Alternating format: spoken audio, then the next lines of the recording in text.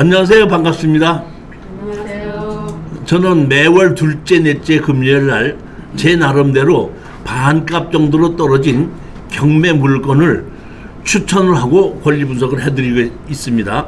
자, 오늘도 제가 반값 토지를 한 9개를 골랐고, 그 다음에 지분 매각이 한 4개, 반값 공장이 한 5개, 그 다음에 반값 아파트가 3개 이렇게 골라서 제가 오늘 나름대로 이제 권리 분석을 해보는데, 반값 토지 9개 고른 것 중에서는 한 3개 정도는 여러분들이 이런 것을 샀을 때 이렇게 이런 걸 조사를 해봐야 된다는 걸 강의하는 마음에서 3개는 고른 거고, 6개 정도는 실질적으로 투자해도 괜찮은 걸로 고른 겁니다.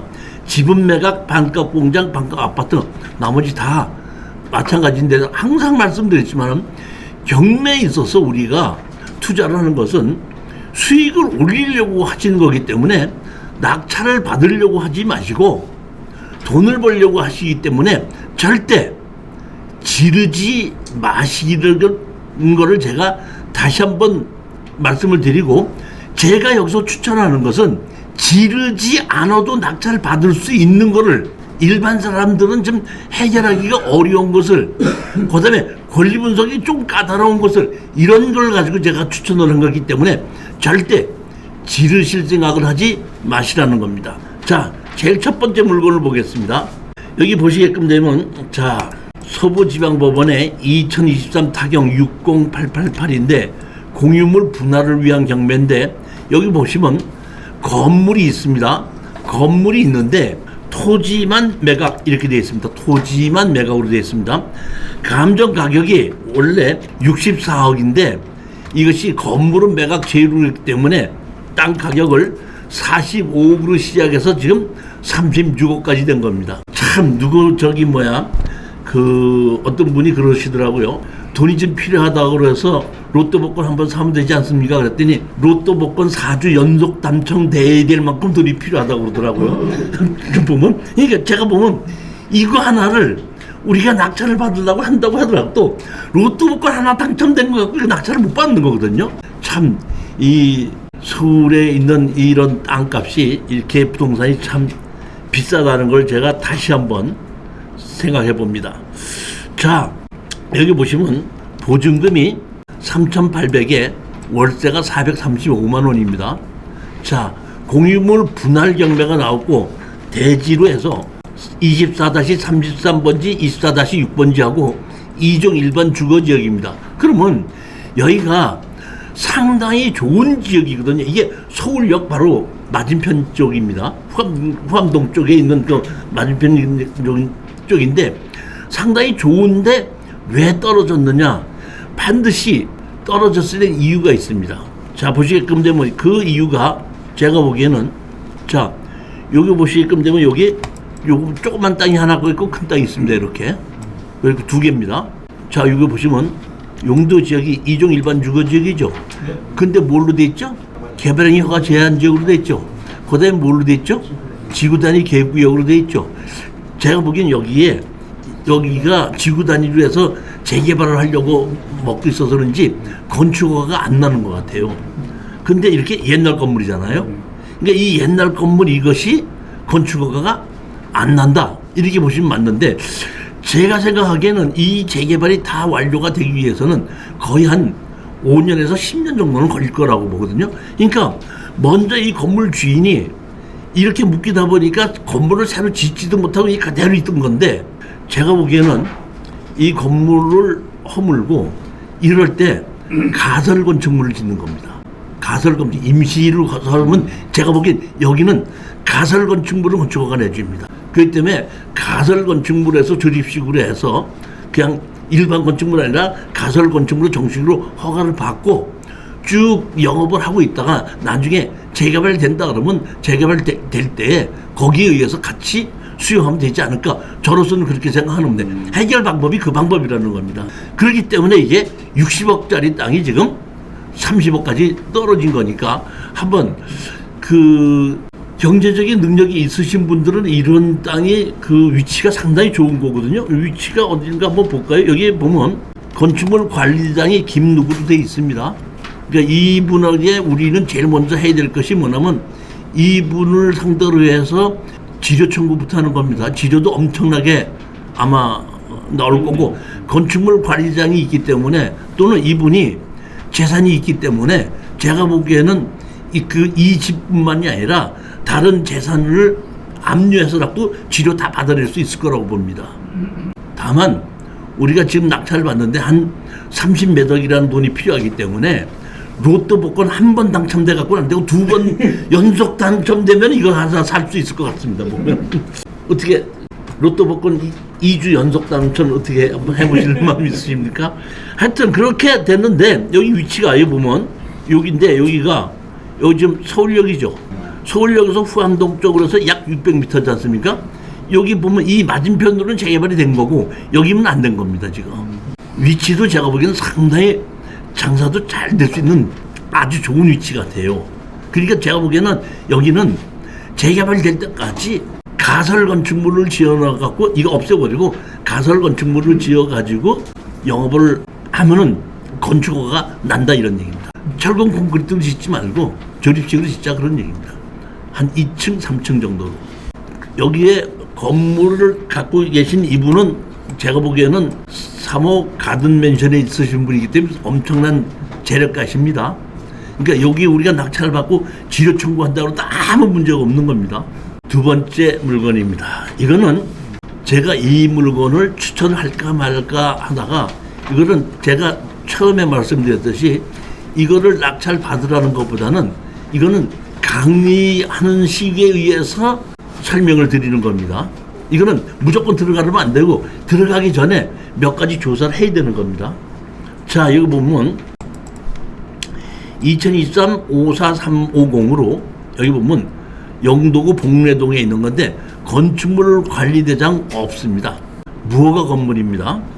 무허가 건물인데 여기 보시게끔 되면은 얼마로 했죠? 청구가 얼마로죠? 266만 원이죠. 266만 원이면 제가 보기에는 이 뭐랄까 채무를 갚을 거라고 생각해요. 취해야 될 거라고 생각하는데 여기 보시면 문 누구 부분이 70일하고 911 해서 이 938로 땅을 다 가지고 계시죠. 그렇지 않습니까? 근데 여기 강제 경매로 나온 거거든요. 소유자 문 누구가 돼 있음 이렇게 돼 있죠. 건축물 과정이 없습니다. 자, 보면 도로변 옆에 이렇게 길쭉한 집입니다. 여기 도로변 옆에 길쭉한 집인데, 자, 여기 보세요. 도로변 옆에 이렇게 길쭉한 집이죠. 용도 지역은 2종 일반 주거 지역입니다. 근데 요런 집이에요, 요런 집. 이것이 무허가 건물이에요. 제가 이제 무슨 문제가 있냐면 이것이 우리가 생각한 대로 200 몇십만 원밖에 안 되니까 취하한다 그러면 우리한테 취하 동의서를 받아야 되니까 뭐 가서 우리는 한 취하 동의서 할 때 한 200이든지 이렇게 달라 그래가지고 그냥 입찰 들어갔다가 그냥 취하 동의서 써주면 제일 좋은데 만약의 경우에 여기 계신 분이 돈이 없다든지 아니면 아파서 어디를 갔다든지 이래가지고 갚을 능력이 없다고 할 땐 건축물 관리장이 없기 때문에 우리가 지료를 청구하고 이런 집에 사시는 분은 경제적 능력이 없으신 분이기 때문에 이 집을 지료가 돈이 하나도 없다 그러면 우리가 지료 청구를 할 수가 없어요. 즉 이런 경우에는 맨 먼저 반드시 여러분들이 입찰에 들어가야 된다고 할 때는 이 동네 옆집이나 앞집에 가서 여기에 누가 어떤 사람이 거주하고 있는지 지금 문제가 있어서 뭐 양로원에 갔는지 아니면 뭐 병원에 갔는지 아니면 감옥에 갔는지 모르지 않습니까? 모르기 때문에 이 200 몇십만 원이라는 것은 얼핏 보면 돈이 적은 것 같지만은 그 사람 신상 자체에 문제가 있을 때는 취하가 안 되고 취하가 안 됐을 때 지료를 청구를 했을 때 이 사람이 돈이 없을 때는 받아낼 길이 없다는 것입니다. 이런 거는 입찰 들어가기 전에 반드시 앞집이나 옆집에 가서 확인해 봐야 된다. 이런 거를 제가 말씀드리는 걸로 이건 추천을 한 겁니다. 세 번째 물건 보시겠습니다. 의정부 지방법원에 2023 3844인데 물건번호 3번인데 대지인데 200평입니다. 대지 200평에 여기 보면 1억 1000이라 그러면 평당 한 50만 원꼴 정도쯤의 감정이 된 걸로 보입니다. 그런데 여기가 택지 개발하는 곳인데 가격이 5,400까지 떨어졌다 그러면 결국에는 한 25만 원꼴 정도로 떨어진 겁니다. 25만 원꼴에 떴는데 제가 말씀드렸죠. 항상 좋은 땅이 나를 기다리고 있는 건 아니다. 반드시 문제가 있다. 여기는 제가 봤을 때 무슨 문제가 이 땅 자체는 아주 좋거든요. 도로변 옆에 이렇게 삼각지 있는 도로변 옆이기 때문에 상당히 좋고 택지 개발이 되어 있는 곳이거든요. 그러니까 이게 항공사진이 이렇게 되어 있으니까 지금 현장을 가보면은 집이 더 지어져 있을 수도 있습니다, 보면. 그런데 여기 보시면 여기 뭔가가 보이죠, 이거. 이게 뭐냐 하면은 대피소예요. 뭐가 있어요? 지하 대피소가 있는데 이 지하 대피소 누가 만들어 놨을 것 같아요? 아니, 그러니까 예전에 군인들이 만들어 놨는지 아니면은 그 군에서 만들었는지 뭔진 모르겠지만은 제가 보기엔 지금은 쓰지 않는 것 같아요. 그렇지만 만드는 주인은 있을 거라고요. 그러니까 여기에 만드는 주인이 누군지를 알아서 이거를 우리는 낙찰을 받고 이거를 철거 요청을 하는 겁니다. 그렇게 하면은 아마 정상적인 가격으로 이게 한 20만 원씩 주고 사지만은 한 40만 원 정도는 거래가 되지 않을까 싶은 그런 땅이고, 보통 이렇게 봤을 때는 이런 정도쯤 됐을 때는 60여만 원 정도는 가는 게 맞는 거예요. 택지로 개발하고 앞에 도로까지 다 만들어지고 지목이 대지로 돼 있기 때문에 지금 보면은 한 25만 원 정도까지 떨어져 있기 때문에 그런 정도로 사도 되지 않나 싶은 생각은 들어서 제가 추천을 했습니다. 여기 보면 이렇게 마을이 이렇게 전원주택 마을로 딱 지어져 있는 것이죠. 제대로. 위 자체는 괜찮은 곳이라고 봅니다. 동네 분위기 자체는. 연천하고 철원군의 그 중간 사이에 도로에 있는 곳입니다. 네 번째 물건을 보시겠습니다. 2023 타경 59379, 이것도 건축물 관리장 없고 강제로 청구금이 1,700만 원입니다. 이것도 아까 제가 그 부산에 있는 거와 마찬가지로 이것도 입찰에 들어가기 전에는 한번 여러분들이 이 집에 누가 사시는지 뭔지는 한번 확인을 해보는 것이 맞다고 생각합니다. 자, 4,800짜리가 지금 3,000만 원까지 떨어졌는데 제가 권리 분석을 하다 보니까 이것이 10몇 년 전에 현재 살고 있는 사람이 경매로 낙찰을 받은 거더만. 자, 봤더니 여기 보면 2007년도에 낙찰을 받았죠. 그렇죠? 그럼 지금부터 한 10몇 년 전에 낙찰을 받았는데 여기 보면 그 당시에 이 땅 가격이 2,600만 원인데 1,300까지 떨어진 거를 1,400만 원에 단독 응찰로 낙찰을 받은 겁니다. 그러니까 2006년도, 2007년도만 하더라도 특수 경매가 그다지 많이 알려지지 않았을 때 이 사람이 단독으로 낙찰을 받았더라고요. 근데 이 당시에 권리 분석을 했을 때 보면은 집이 도로를 침범해서 이렇게 있는 걸로 감정평가를 했습니다. 그러니까 여기로 넘어가지 않고 이 뒷땅만 넘어간 걸로 돼 있습니다. 보면 이렇게 됐는데 이번에 감정평가한 걸 보면은 이번에는 이 감정사는 이 도로를 침범한 걸로 보질 않고 이 뒤로 침범한 걸로 지금 감정평가를 했어요. 보면 조금 다르다니. 그래서 제가 어떻게 됐냐고 2번 지수하고 2번 지수를 등기부등본을 띄워봤습니다. 띄워봤더니 먼저 번에 감정한 사람이 내가 보면 맞아요. 왜냐하면 자 보면 이 뒷번지는 주인이 누구죠? 여기 부산 광시 동구죠. 동구에서 해갖고 여기 보면 자 양여받은 재산을 10년 내에 양여 목적으로 살 수 있을 때는 그 양여를 취소할 수 있다. 양여를 받은 자가 양여된 국유지의 사용수익 또는 처분으로부터 수입을 당해 주거 환경개선사업 외의 용도로 사용할 경우 양여 계약을 해제한다. 이거는 부산에서 빌려줬다는 뜻입니다. 뒷땅은. 그래서 거기에 집을 지어놓고 살고 있다는 얘기고 그 옆에 또 땅 이번에 감정사가 침범했다고 한 거 있지 않습니까? 그거는 개인 땅 다른 사람이에요. 이렇게 돼 있기 때문에 제가 봤을 때는 그 여기에 보면 여기에 2번 지수로는 건축물 관리장이 나오고 2번 지수로는 건축물 관리장이 안 나와요. 건축물 관리장이 안 나왔을 때에 가장 문제점은 뭐냐면 우리는 땅만 낙찰 받은 사람으로서 지료를 청구를 했을 때에 건축물 관리장에서 그 건물 자체를 경매로 집어넣어서 우리가 소유권을 획득할 수가 있는데 건축물 관리장이 없을 때는 그 건물을 경매로 받아주지 않거든. 지료가 나와도. 그러다 보니까 할 수 없이 아무것도 없다. 재산 조회를 해봐도 아무것도 없다 할 때는 우리가 지료를 청구해도 받아낼 수가 없다는 겁니다. 소송에서 이겨도 받아낼 수가 없다는 겁니다.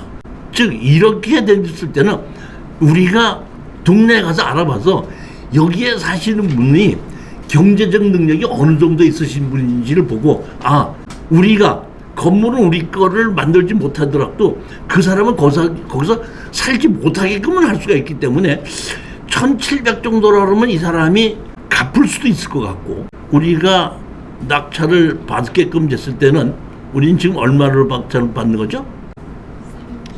3천만 원 정도를 낙찰 받는데 제가 보기에는 이분도 한 15년 전쯤에 이 1,400만 원의 낙찰을 받아서 여기서 10몇 년을 살고 있다고 했을 때는 이분 자체도 그렇게 경제적으로 여유가 있으신 분은 아닌 것 같다 이런 얘기예요.